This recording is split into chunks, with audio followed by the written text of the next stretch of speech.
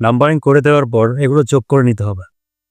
1 + 2 + 3 + 4 সমান 4 + 7 7 9 10। এখানে রয়েছে 10টি ত্রিভুজ। এখানে 10টি ত্রিভুজ হয়েছে। টাইপ 3 তে একটু ব্যতিক্রম। নাম্বারিং করে দেওয়ার পর যে সরলরেখা আছে, সরলরেখা যতগুলো থাকবে ততগুলো দিয়ে গুণ করে নিতে হবে।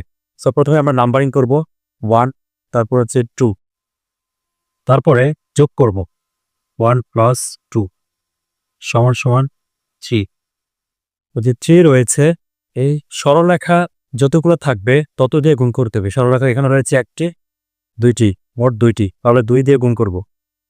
তাহলে 3 × 6, তাহলে এখানে রয়েছে 6টি ত্রিভুজ। এরপরে এখানে আমরা সেম প্রথমে নাম্বারিং করব 1 2 3 4 5।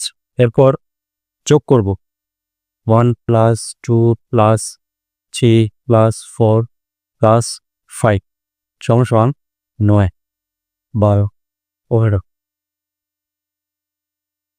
15 5 7 9 12 যেহেতু 15, তাহলে 15টি। আর এখানে সরলরেখা রয়েছে 1টি, 2টি, 3টি।